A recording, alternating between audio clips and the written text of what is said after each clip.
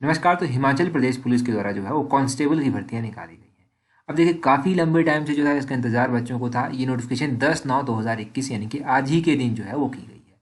अब इसके बारे में डिटेल में जानेंगे कि क्या इसका सिलेबस होता है, कितनी एज होती है, क्या क्या जितना भी सब कुछ इसके बारे में जानेंगे। मतलब आप अब देखिए इसमें स्टार्टिंग से हम करते हैं स्टार्ट। यहाँ पर पहले तो आपका पे स्केल दिया गया है कि क्या आपका पे स्केल होगा। तो एक बात याद रखिएगा कि आज के टाइम में नौकरी सबसे ज़रूरी है। जो लोग सिंसियरली तैयारी करना चाहते हैं वो इस चीज़ को ज़्यादा ध्यान में मत दीजिए कितना पे स्केल होगा। इनका काफ़ी अच्छी सैलरी जो है वो कॉन्स्टेबल्स की होती है।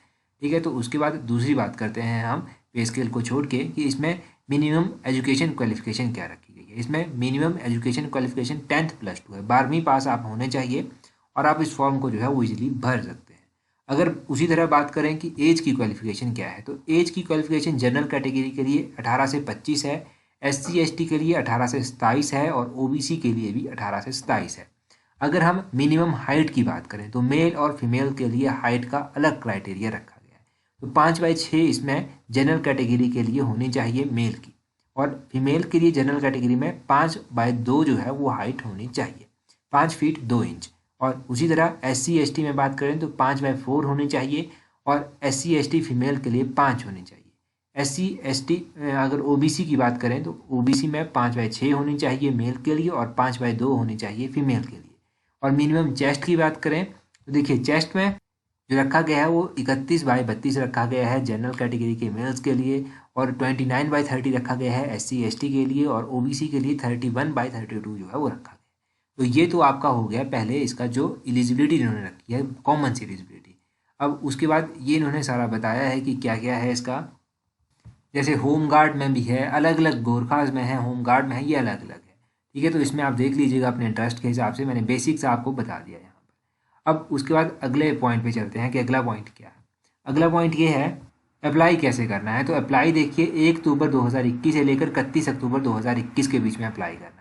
अप्लाई करने के लिए ये लिंक दिया गया है www.recruitment.hppolice.gov.in। ये लिंक दिया गया है इसका, यहाँ से आप अप्लाई कर सकते हैं।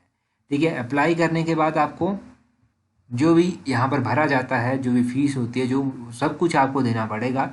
अगर फीस की बात करें तो फीस कितनी रखी गई है, फीस यहाँ पर रखी गई है 100 रुपये फीस इसके लिए रखी गई है। ये कोविड-19 प्रोटोकॉल इम्प्लीमेंटेशन फीस है 100 रुपया, और उसके अलावा प्रोसेसिंग फीस होगी 200 + 100 यानी कि 300 रुपया जो है इसमें टोटल फीस होगी। ठीक है, ये इसके लिए फीस बताई गई है जनरल कैटेगरी के लिए, गोरखास के लिए और होम गार्ड के लिए। ये इनकी फ़ीस बताई गई है। उसके अलावा अगर हम बात करें उसके बाद 150 रुपया फ़ीस रखी गई है इन्होंने किसके लिए, कैंडिडेट जो कि SC ST OBC BPL economic weaker section से आते हैं, महिलाओं के लिए, और होम गार्ड OBC ST के लिए, SC ST के लिए ये 150 रुपया फ़ीस इनके लिए रखी है इन्होंने। अगर पेमेंट का गेट पे बात करें तो पेमेंट भी ऑब्वियसली ऑनलाइन ही यहाँ पर होगी। ऑफलाइन भी इन्होंने रखा ही है कि ऑफलाइन अगर आप देना चाहते हैं तो by depositing fees amount through SBI challan, SBI branch से जो है आप कर सकते हैं चलान के थ्रू। तो ये तो फीस के बारे में भी हो गया। वैकेंसीज़ की बात करें तो वैकेंसीज़ कितनी यहाँ पर निकाली गई हैं। टोटल नंबर ऑफ वैकेंसीज़ यहाँ पर निकाली गई हैं 1243, 1243 वैकेंसीज जो हैं टोटल निकाली गई हैं। 932 यहाँ पर मेल्स के लिए है और 311 फीमेल्स के लिए है। और अगर हम बात करें कांस्टेबल ड्राइवर में कितनी है मेल्स के लिए, तो ये 91 है, और टोटल इन दोनों को मिला दिया जाए तो ये है 1334। अब डिस्ट्रिक्ट वाइज जो है इसकी निकाली जाती है। तो डिस्ट्रिक्ट वाइज देखिए, डिस्ट्रिक्ट वाइज यहाँ पर सबसे पहले अपना डिस्ट्रिक्ट बिलासपुर, B से बिलासपुर आता है, C से चंबा, वैसे चला है सारा, जैसे टाइपिंग हुआ था उसी तरह से चला है। तो बिलासपुर के लिए टोटल पोस्टें 74 निकाली हैं, चंबा के लिए 102 हैं, और उसी तरह आप अपना अपना डिस्ट्रिक्ट देख लीजिए। वैसे हमीरपुर के लिए 89 है, कांगड़ा के लिए सबसे ज़्यादा 293 है, किन्नौर के लिए 16, कुल्लू के लिए 86। ये सभी डिस्ट्रिक्ट जो है यहाँ पर दिए गए हैं। अपना डिस्ट्रिक्ट आप देख लीजिएगा अपने हिसाब से। अब ये कहते हैं कि ये जो रिक्रूटमेंट होगी ये 6 स्टेजेस में कंडक्ट करवाई जाएगी, 6 स्टेज प्रोसेस है ये। और ये जो है डिस्ट्रिक्ट हेडक्वार्टर जो है वहाँ पर होगी, डिस्ट्रिक्ट हेडक्वार्टर हिमाचल प्रदेश जहाँ पर भी होंगे वहाँ पर ये होगी। अब पहली स्टेज में क्या होगा, पहली स्टेज में होगा submission of online recruitment application. पहले आपको फॉर्म देना भरना है, उसमें फीस वगैरह देनी है, वो हो जाएगा। फिर individual DRC shall be notified recruitment schedules and place. तो ठीक है, फिर इंडिविजुअल का वो रिक्रूटमेंट का शेड्यूल जारी किया जाएगा, प्लेस जारी किया जाएगा, और उसके बाद फिजिकल स्टैंडर्ड होगा। फिजिकल स्टैंडर्ड में भी हमने अभी बात की थी, ये वही दिया गया है। एक बार फिर से देख लीजिए फिजिकल स्टैंडर्ड क्या क्या रखा गया है इन 10 की 10 कैटेगरीज के लिए। फिजिकल स्टैंडर्ड के बाद आप बात करेंगे, ये हाइट के लिए दिया है कि हाइट के मैक्सिमम मार्क्स जो है उन्होंने 5 रखे हैं, ठीक है, उस हिसाब से लगेंगे, पता ही होगा आप लोगों को कि कैसे होते हैं ये।